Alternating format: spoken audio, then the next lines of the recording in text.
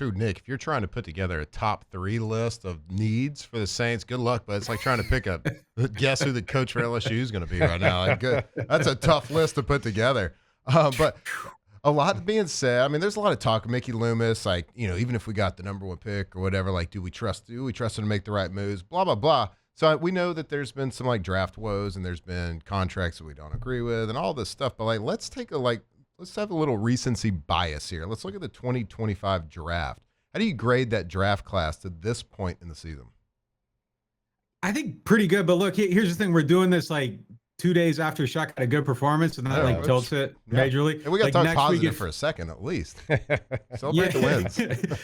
if it went up in smoke though, like it would feel different. But look, I think it's promising. Like for the most part, I think there's a lot of guys that you feel like are at least contributors or at least useful players, and that's really what they need. Like even if they aren't all high end players, like I feel like Quincy Riley is a good example. Like he might not be your cornerback 2 long term, but if he is, even better. But even if he's just like a rotational player, you're pulling him out of the 4th round. Like that's all you're really kind of looking for in that range, is to kind of build out your depth and get like a nice middle class of the roster together. And look, last year, like all the injuries, like they didn't have those kind of guys. Like, and then players get hurt and you're kind of all the way like down at the bottom of the barrel, and season falls apart with just like one injury. And they got to build out that depth. They got to get better.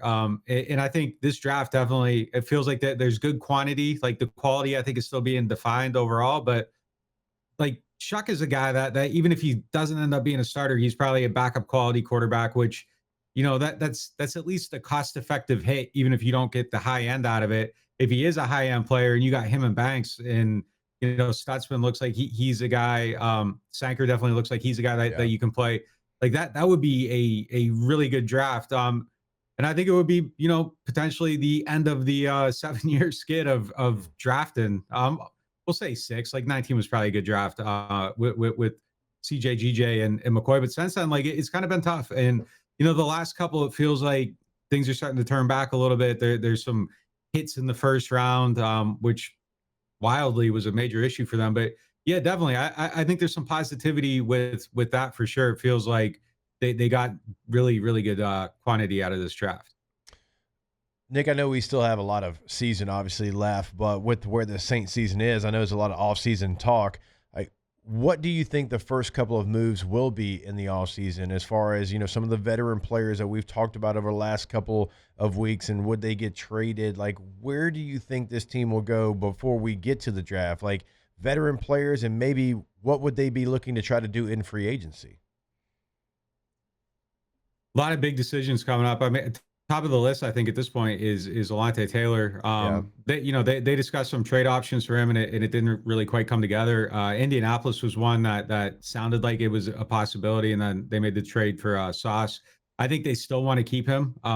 This was his most dynamic game too. It felt like there was just a really good vision for him.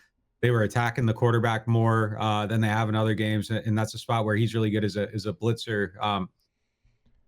So I think he's a guy that they would like to try to keep. They got to build out that depth just kind of everywhere. And you don't want to be like a big free agency shopper, but look, it's so fascinating to me because like if Shough's actually good, I think it changes like your whole path.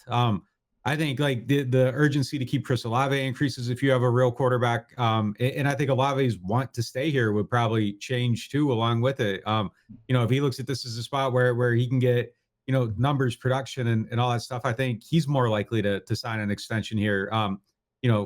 Maybe even before playing out that 5th-year option. But yeah, I think they need tight end. I think you need another guard, finding another impactful guy in the front 4 on the defensive line. I think it's something they should try to do in free agency. And then, whatever the rest of the season is, like, I hope all roads lead to Arvell Reese. Like, he just feels like the guy in this draft that, like, every time I watch him, he's like the most obvious one. Like I've been going out and like watching these guys on Saturdays. I've seen Oregon, Ohio State, Miami, Louisville, South Carolina, Alabama, Ohio State, Penn State, going up to Clemson to watch them this weekend in Louisville. Like, and he's the one guy that I've seen where it was like, this is a guy that like you have to have. Like he was the most obvious one. I don't feel that way about any of the quarterbacks. some of the receivers that are out there, Tate, obviously, but like in a top 5, top 10 pick, like no, but like Right. Arbel Reese feels like a guy that like I don't know if you guys remember Jamie Collins, but like he Oh, feels yeah. like Jamie Collins in an era of football where people know how to use Jamie Collins, and Right. like that can be a special player. Yeah. Nick, it's amazing like what winning does to attitude, to outlook, to future predictions, things like that. It's been so many weeks where like, well, we got to sell this team, and like we gotta move, like we gotta build for. But now we're talking about like, look, we've got a quarterback. Wait a minute. Is Olave going to re-sign? Do we build around that? What pieces can we keep in place right now? The outlook is so positive. That's why sports are so awesome, because like winning just changes everything. It fixes all problems. Can you keep that up? I don't know. We'll see. But like when I was watching the game, of course, all Saints fans want Shough to be good, and they just want good stability, and they want a quarterback, blah, blah, blah. But like, I also feel like on the Twitter, like people were like, do we really want to win this game? Like, do Saints fans, take the temperature, put your finger on the pulse of like the Saints fan base as best you can. Do they want them to keep winning games?